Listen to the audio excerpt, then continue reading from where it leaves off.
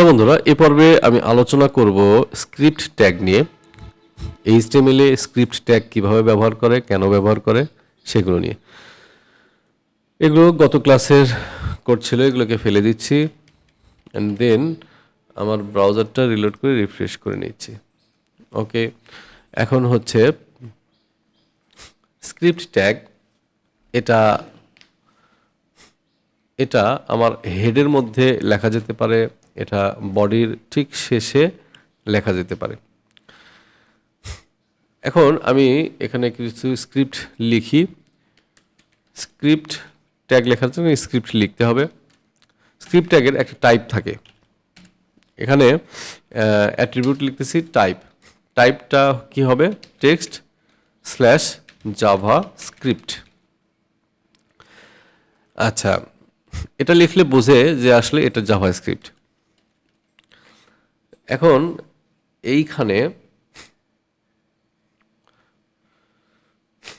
এইখানে আমি একটা কোনো টেক্সটকে আউটপুট দেখানোর চেষ্টা করি। এটা হচ্ছে যদি কোনো টেক্সট লিখতে চাই, ডকুমেন্ট ডট রাইট, এখানে আমি কোনো টেক্সট লিখি যে হ্যালো জাভা স্ক্রিপ্ট, এটা লিখলাম।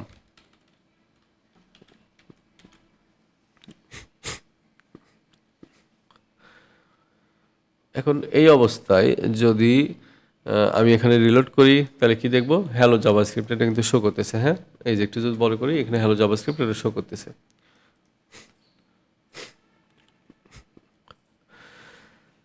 আচ্ছা, এখন এখানে আমি যদি এক্সটার্নাল কোনো, আচ্ছা এক্সটার্নাল কথা পরে আসতেছি, একটু আসি হচ্ছে অ্যাসিঙ্ক কিভাবে ব্যবহার করে, অ্যাসিঙ্ক কেন ব্যবহার করতে হয়। এখানে আমি একটা অ্যাট্রিবিউট ব্যবহার করতে পারি, যেটা হচ্ছে অ্যাসিঙ্ক অ্যাট্রিবিউট।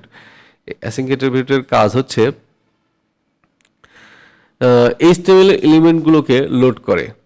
এটা কখন লোড করে? সবার প্রথমে, তারপরে কি করে জাভাস্ক্রিপ্টের যে স্ক্রিপ্টগুলো আছে সেগুলোকে লোড করে। এই জন্য এখানে অ্যাসিঙ্ক ব্যবহার করা হয়। এখানে হচ্ছে ASY async. Async equal double question, এখানে যদি আমি ট্রু লিখে দিই তাহলে আগে কি করবে? আগে আমার HTML কে লোড করবে, HTML এলিমেন্টকে লোড করবে, তারপরে আমার জাভাস্ক্রিপ্টকে লোড করবে। এই জন্য অ্যাসিঙ্ক ব্যবহার করতে হয়। কোনো কি ডিফারেন্স আছে? না, এখানে কোনো ডিফারেন্স হবে না। কিন্তু যখন আমি কোড লিখব তখন বুঝতে পারবো যে আমার HTML আগে লোড হবে। আচ্ছা, এখানে কিছু কোড লিখে দিয়ে, দিস ইজ ফ্রম HTML। আচ্ছা, আমার এখানে কি করবে? আগে HTML লোড হবে, তারপরে জাভাস্ক্রিপ্ট লোড হবে।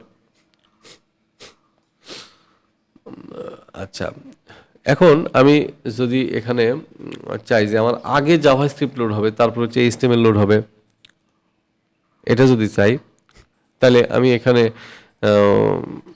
লিখে দেব ডেফার ট্রু। আগে জাভাস্ক্রিপ্ট লোড করবে, তারপরে HTML লোড করবে। ঠিক আছে, এটা রিলোড করলে কোনো চেঞ্জ নাই।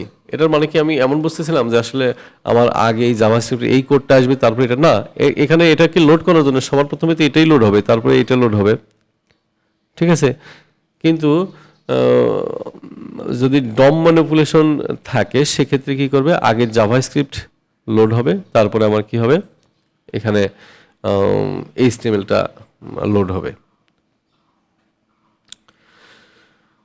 আচ্ছা, এখন আরেকটা বিষয় দেখি, সেটা হচ্ছে এখানে আমি কি ব্যবহার করতে পারি? SRC ব্যবহার করতে পারি। এটা আমি যদি এখানে না রাখি, এটা ফেলে দিই একটু। এখানে ডিফল্টটা রাখার দরকার নাই, এটা আমি বাদ দিই। আচ্ছা, এখন এখানে আমি একটা স্ক্রিপ্ট লিখতে পারি, না SRC লিখতে পারি, সরি। আচ্ছা, এখানে SRC লিখতেছি। এইখানে SRC এখানে কি করতে পারি? এখানে আলাদা ফাইল থেকে জাভাস্ক্রিপ্ট এখানে লোড করাইতে পারি। নাম দিলাম SCRIPT script dot JS, SCRIPT script dot JS. তাহলে এই নামে একটা ফাইল আমার এখানে তৈরি করে নিতে হবে। এখানে রাইট ক্লিক করলাম, then new file script dot JS লিখে এখানে আমি কোনো একটা টেক্সট লিখি, ওই আগেরটাই লিখলাম, ডকুমেন্ট ডট রাইট, এটাই লিখি। এখানে আমি দিচ্ছি এখানে আমি দিচ্ছি হ্যালো জাভা স্ক্রিপ্ট। আচ্ছা, এখন আমার এইখানে কিন্তু এই জায়গায় এটা কিন্তু এই অবস্থায় আছে, স্ক্রিপ্ট এটাকে এখানে আছে, এটা কি সরাসরি এখানে আছে না?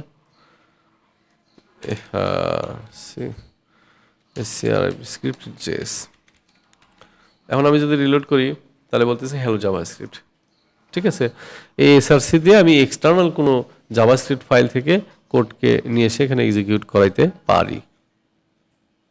এই জন্য এখানে এসআরসি ব্যবহার করতে হয়।